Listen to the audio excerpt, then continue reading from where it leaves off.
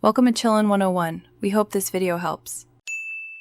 You start by confirming the exact Hikvision device model and firmware so you avoid mismatches. Once done, make sure your phone and the recorder are on the same local network, and note the device's IP address and admin username. Install HikConnect or IVMS 4500 from the App Store and create or sign into your account. Next, enable platform access in the device web interface. This allows the app to discover the device. Follow prompts to set a secure password and save settings. You now add the device to the app. Open HikConnect, tap Add, then scan the device QR code or enter the serial number and verification code. Choose device type and assign a friendly name. Once added, configure stream profiles and user permissions so mobile playback uses the right stream and bandwidth.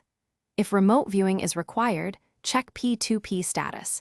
If P2P fails, set up port forwarding for HTTP, RTSP, and server ports on your router. Write down ports and test local live view before leaving the LAN.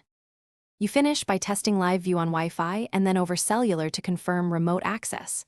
If you lose connection, verify NAT type, port forwarding, or DDNS settings and ensure device and phone clocks are synchronized. Mismatched time often breaks authentication. If problems persist, reboot the recorder and router, re-enter the device verification code, update firmware, and reset passwords if necessary.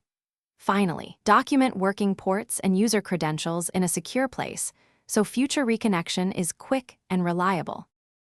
Thanks for watching. Consider subscribing if we helped you.